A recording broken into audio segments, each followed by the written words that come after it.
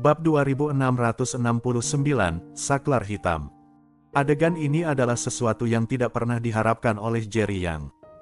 Lagi pula, dengan serangan tadi, bahkan jika ada pria kuat di tahap awal alam surgawawa tingkat ke-6 yang berdiri di depannya, dia akan hancur dalam sekejap. Tingkat kultivasi lelaki tua yang memegang kendali ini hanya pada tahap awal tingkat ke-5 alam surgawa. Secara logika, dia akan langsung berubah menjadi abu, bahkan jiwanya akan hancur berkeping-keping. Tetapi, lelaki tua yang memegang kendali tidak terluka sama sekali, hanya pakaiannya yang robek berkeping-keping. Dia menepis debu di tubuhnya dan berdiri. Orang tua yang memegang kendali itu langsung tertawa puas, hahaha. Jerry Yang, sudah kubilang sejak lama, aku tidak akan mati semudah itu. Jerry Yang mengerutkan kening, tetapi memikirkan status dan posisi lelaki tua itu, dia bisa mengerti mengapa tidak mudah untuk membunuhnya. Jerry Yang segera berpikir, orang-orang yang berstatus dan berkedudukan seperti pengendali lama umumnya akan melindungi diri dengan sangat baik. Jika mereka tidak memiliki keterampilan bela diri, mereka akan membawa senjata spiritual yang dapat menahan serangan orang kuat, seperti jimat yang dimurnikan secara pribadi oleh Jerry Yang untuk Lesikin, Feli, dan Kalistaye. Meskipun senjata spiritual ini sangat efektif, dia hanya dapat menahan 1 atau 2 serangan kuat tapi sama sekali tidak mungkin untuk memainkan peran permanen. Jerry Yang menatap pengendali tua itu dengan jijik, lalu mencibir, menurutmu, berapa kali kamu bisa melawan? Mendengar ini, lelaki tua yang memegang kendali tampak tidak wajar, dengan sedikit ketakutan di matanya. Tetapi, dia masih saja bersikap sombong dan mendengus dingin, aku tidak tahu berapa kali aku bisa melawan, tapi aku tahu kamu pantas mati. Orang tua yang memegang kendali itu selesai berbicara dan menggeram lagi, Matil. Entah mengapa, saat Jerry Yang mendengar kata, mati, firasat buruk langsung muncul di hatinya, dan dia mencium bau bahaya yang kuat. Benar saja, diiringi dengan raungan rendah dari lelaki tua yang memegang kendali, anak panah tajam yang tak terhitung jumlahnya melesat keluar dari dinding dalam sekejap dengan kecepatan yang luar biasa cepat. Energi spiritual di tubuh Jerry Yang meledak seketika, dan pedang kaisar di tangannya diayunkan dengan cepat, yang mencegahnya diserang secara tiba-tiba. Hanya itu. Kamu ingin membunuhku juga? Saat anak panah tajam itu melesat ke udara, Jerry Yang mencibir. Kalau tadi dia kurang hati-hati dan bertindak agak lambat, sudah pasti akan kena anak panah tajam yang ditembakkan tanpa peringatan itu. Meskipun panah tajam ini juga terbuat dari bahan khusus, ia tidak menyebabkan banyak kerusakan pada prajurit dengan kultivasi yang umumnya kuat. Adapun Jerry Yang, bahkan jika dia tertembak, itu bukan masalah besar. Tetapi yang paling menakutkan adalah bahwa anak panah tajam ini semuanya membawa racun yang sangat beracun. Sekali ditembak, hampir tidak ada penawarnya, dan mustahil untuk meramu penawarnya dalam waktu singkat. Tiba-tiba, ekspresi Jerry Yang berubah sedikit lebih dingin. Melihat serangan mendadak itu gagal lagi, lelaki tua yang memegang kendali hampir pingsan. Dia berkata dengan ngeri, kita bisa membicarakannya. Bang! Jerry Yang tidak menjawab, malah mengangkat tangannya dan menyerang lelaki tua yang sedang memegang kendali. Kemudian, dia mengayunkan pedang kaisar di tangannya tanpa belas kasihan dan menebas dengan liar. Jerry Yang segera menemukan bahwa lelaki tua yang memegang kendali memiliki rambut yang terbuat dari bahan khusus, yang mengandung beberapa formasi yang dapat menahan serangan orang kuat. Tetapi, tidak peduli seberapa mengerikan formasi itu masih dengan mudah dipecahkan di tangan Jerry Yang.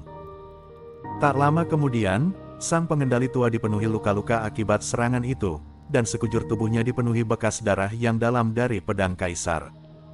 Hei, jangan paksa aku menekan tombol ini.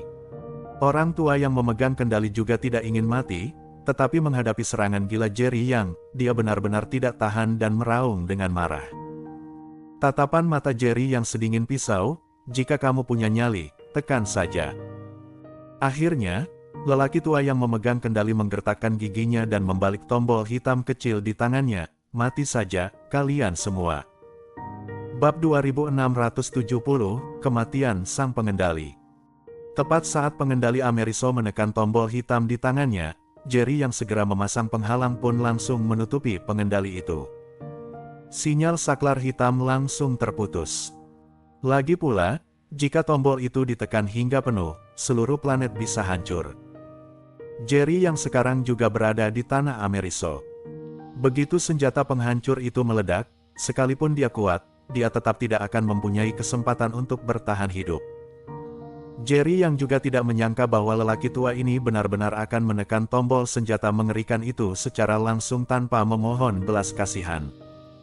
Pada saat ini, dia juga dipenuhi rasa takut. Lagi pula, jika dia setengah detik lebih lambat, dia dan seluruh planet akan hancur menjadi abu. Orang tua yang memegang kendali tertegun sejenak. Dia belum menyadari penghalang di depannya.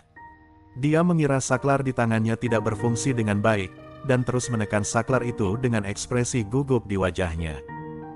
Akan tetapi, lelaki tua yang memegang kendali itu menekan tombol itu berkali-kali, tetapi tetap saja tidak ada pengaruhnya sama sekali, yang membuatnya sangat putus asa.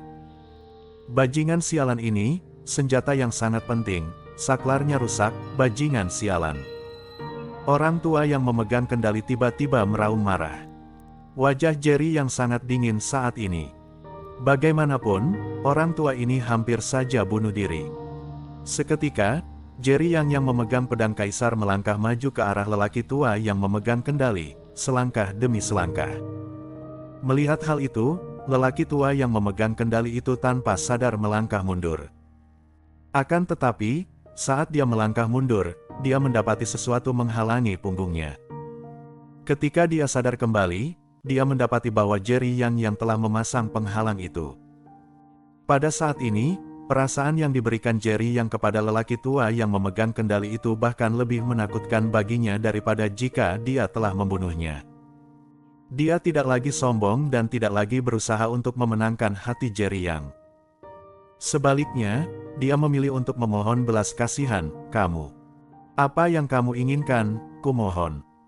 Tetapi, Jerry yang tidak berniat untuk terus mendengarkan omong kosong lelaki tua itu kali ini, dan langsung berkata dengan suara dingin, "Aku bilang, aku hanya membutuhkan nyawa anjingmu."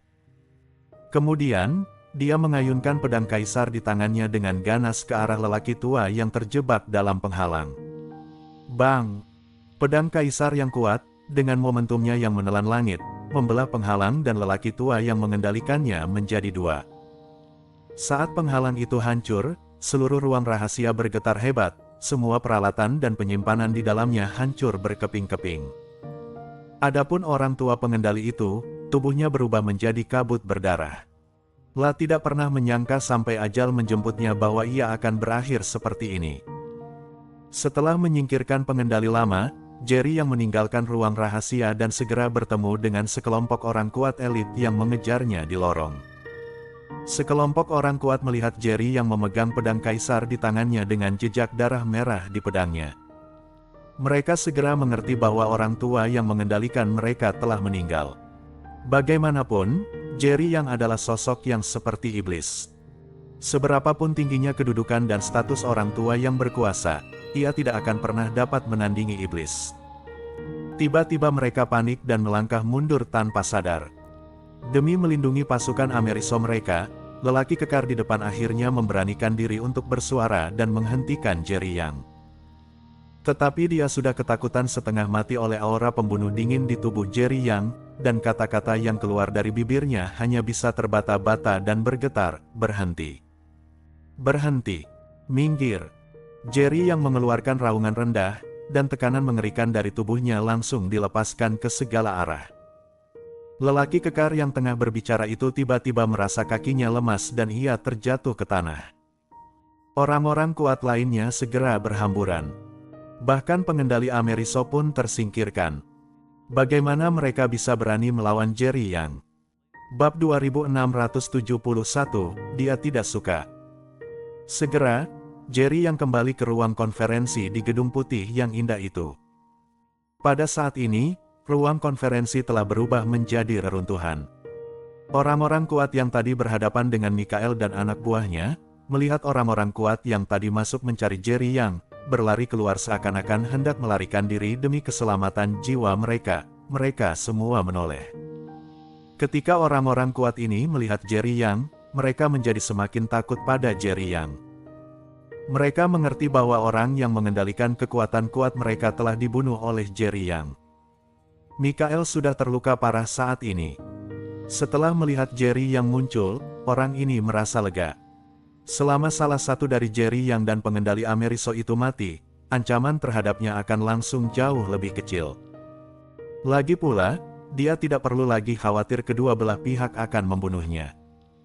Pada saat ini, dia hanya perlu menyenangkan Jerry Yang.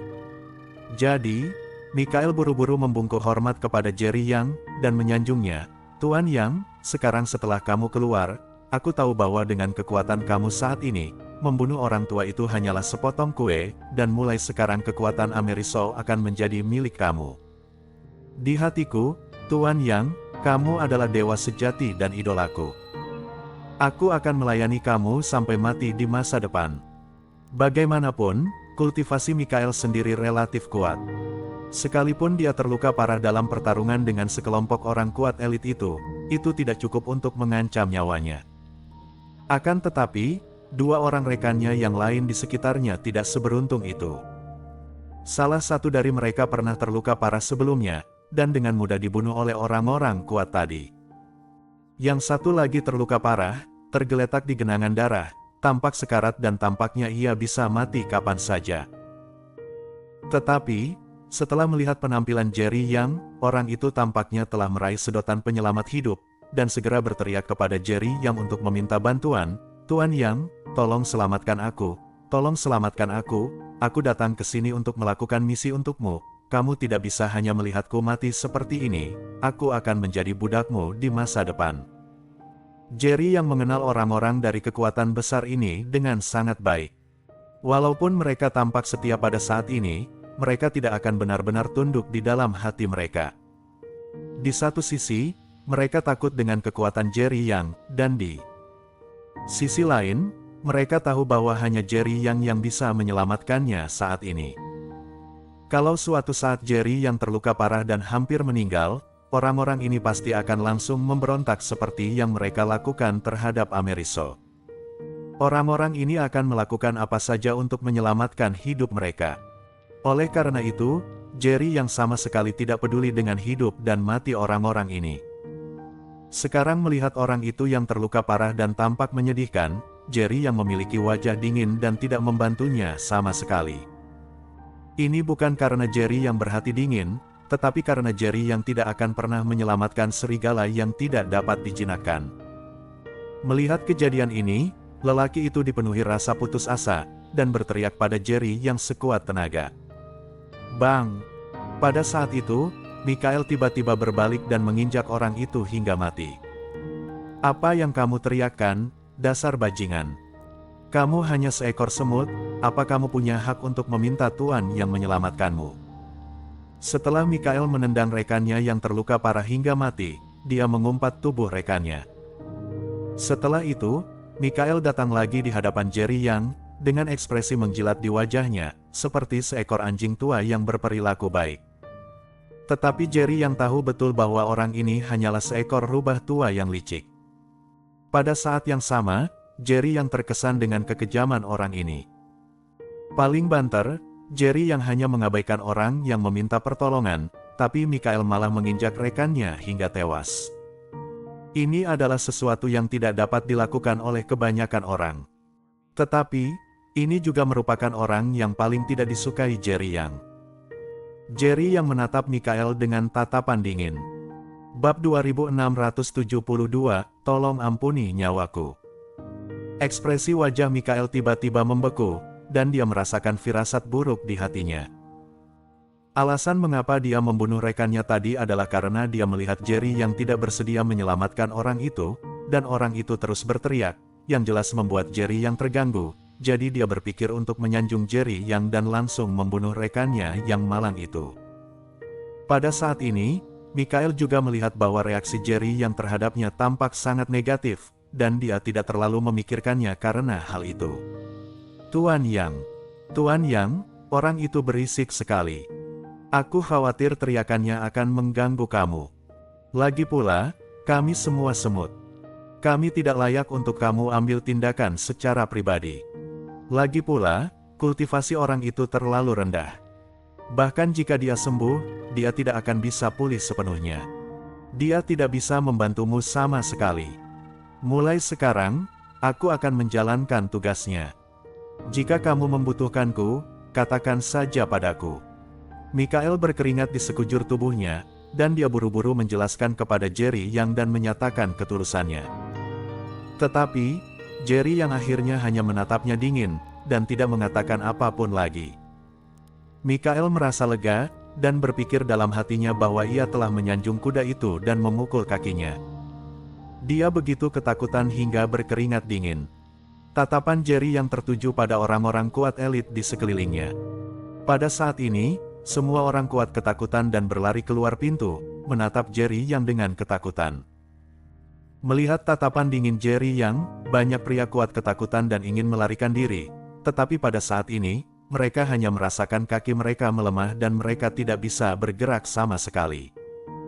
Mereka punya firasat dalam hati, jika mereka berbalik dan lari sekarang, mereka akan langsung dibunuh oleh Jerry Yang, jadi tidak ada seorang pun yang berani pergi saat ini.